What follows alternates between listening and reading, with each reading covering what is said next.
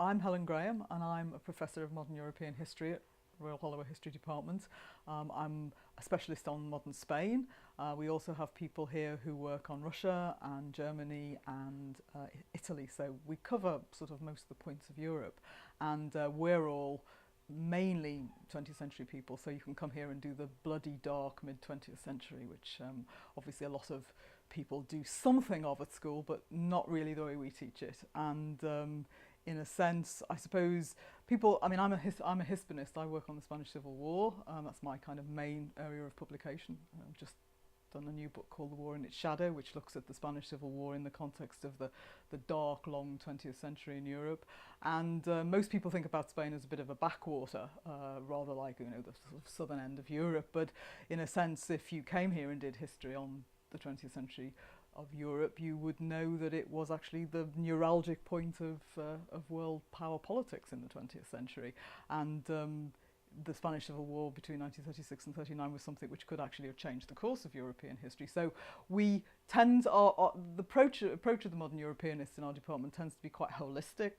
We're obviously very interested in high politics, but we understand that really in the modern world, after the French Revolution, societies and politics are made by masses of people, not by elites. And so we're really interested in the interplay between society and high politics, and how one drives the other and how these things change. And in a sense, although Spain is, you know, still in the south of Europe, after the Civil War, it in a sense also has this kind of litmus role within the continent. It experienced one of Europe's longest running and most bloody dictatorships, and in the years since the fall of the Berlin Wall in 1989, when the whole of Europe is, in a sense, the post-1945 European history of the post-Second World War period is unfreezing from the Cold War effects of kind of ossification and is becoming known properly for the first time. Spain is, in a sense, moving back to the position of centrality that it occupied when there was the Spanish Civil War, and we're looking and seeing how what happened under the long Franco dictatorship that came out of that civil war was very similar to the brutal national community in Germany, or what Stalin did in the Soviet Union. So there's also a very strong comparative European dimension to what we do.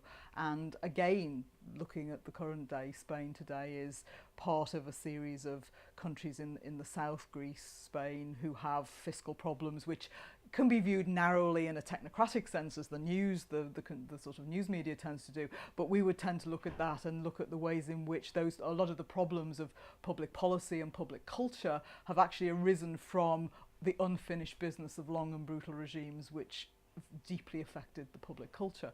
So relevance is one of those words that's often misused, but in a sense we're trying to show to people how all of history is present-day history, as a very famous Italian historian once said, called Croce. And in a sense, you can't really understand the interesting times, as the Chinese say, that we currently live in the West, without understanding the kind of big seismic shifts of contemporary history, the history of the mid-20th century European continent. So come to Royal Holloway and explore some of these things with us.